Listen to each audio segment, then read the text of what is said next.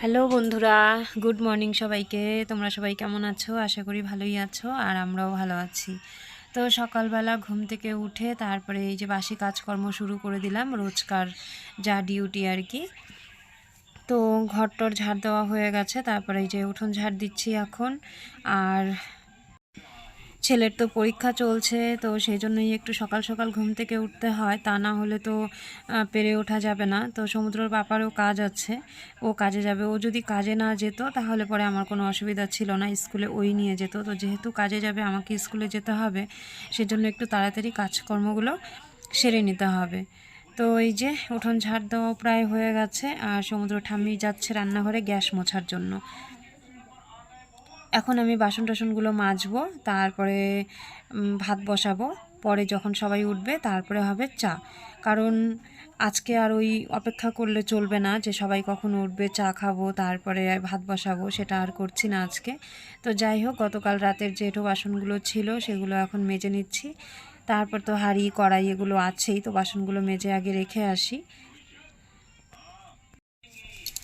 সকালবেলা ঘুম থেকে উঠি ঠিকই অনেক কষ্ট করে, কিন্তু চোখের মধ্যে একটা ঘুম ঘুম ভাব থেকেই যায়। মনে হয় যেন বাসন মাজতে মাজতেই ঘুমিয়ে পড়ছি, উঠোন ঝাড় দিতে দিতেই ঘুমিয়ে পড়ছি। ঘুমের ঘোরটা অনেক সময় লাগছে কাটতে, যতক্ষণ না হাত মুখ ধোয়া চা খাওয়া হচ্ছে ততক্ষণ আর ঘুমের ঘোরটা কাটছে না। তো রাতেবেলাও ঘুমোতে অনেকটা দেরি হয়ে যায়, ছেলেকে কিছুক্ষণ পড়ানো হয়, তারপর টুকটাক কাজকর্ম থাকে রাতেবেলা। তো এই সেই করতে করতে ঠিক সময় মতো ঘুমোতেও পারি না। যাই হোক, তো কথা বলতে বলতে আমার বাসন মাজা হয়ে গেল। এখন চলো বাসনগুলো ধুয়ে নিই, এগুলো ঘরে রেখে আসবো। তারপর তো আরও বাসন আছে ঘরে, সেগুলো মাজবো ধোবো। তারপরে ঘরে জল নেব, টাইম কলে জলও চলে আসবে 7টা বাজলে। আমি এখানে বাসন মাজছি আর সমুদ্র ঠাম্মির সাথে গল্প করছিলাম কোনো একটা কিছু নিয়ে। তো সেজন্যই এই যে বারবার এইদিকে তাকাচ্ছি। আকাশ পুরো অন্ধকার হয়ে গেছে। তো সেই কথাই বলছিল আমাকে যে বাসনগুলো মাজা শেষ হবে কি না কে জানে, অমনি হয়তো বৃষ্টি নেমে পড়বে। তো আমি বললাম যে হয়ে যাবে, কোনো ব্যাপার না, আর যদি নেমে পড়েও তাহলে ওই ভিজে ভিজেই কাজ করে একেবারে স্নান করে নেব। তো যাই হোক, বৃষ্টি নামেনি, আমার বাসন মাজা হয়ে গেছে। আর দেখো রোদটা দেখেই বোঝা যাচ্ছে যে মেঘের আড়াল থেকে রোদ উকি দিচ্ছে। তারপরে এই যে বাসন ঘরে রেখে এখন ভাতের হাঁড়িটা নিয়ে বেরোলাম। তো বাসন টাসন মাজা শেষ, তারপরে এই যে আমার ভাতও হয়ে গেছে। এখন ভাতের হাঁড়ি তুলে নিচ্ছি, মার ঝরে গেছে, আর ওইদিকে বসিয়েছি চা। সমস্ত কাজ তাড়াহুড়ো করে সেরে তারপরে এখন এই যে চা খেতে বসবো। আর তার মধ্যে আমার এত গরম লাগছে, তো গরমের চোটে মনে হচ্ছে না যে চা খাই, কিন্তু সকালবেলা চাটা না খেলেও হয় না।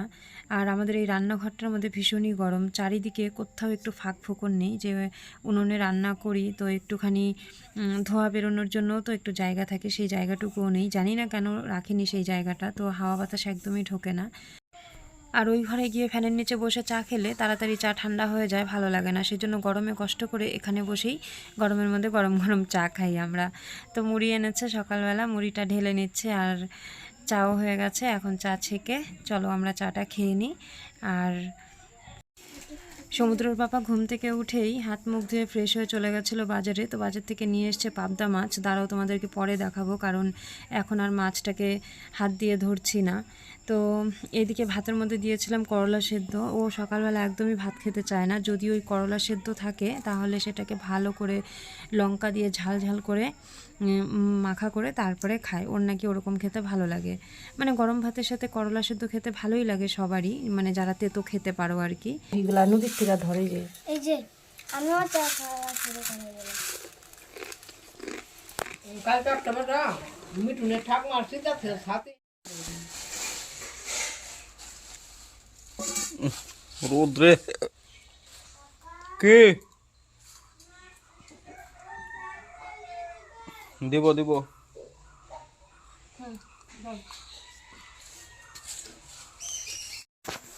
এই যে হচ্ছে পাবদা মাছ। তো মাছগুলো বেশ বড় বড় সাইজের ছিল, আর খুব ভালোও ছিল।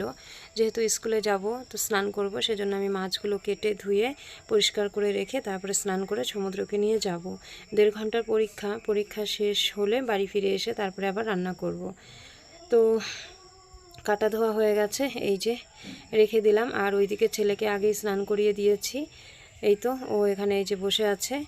ওকে বললাম যে তুমি একটু পড়তে থাকো, আর আমি যাই স্নানটা করে আসি। পিটি। পিটি কালকে ছবি আঁকা না, কি করবো, আমি তো একা একা করতেও পারি না।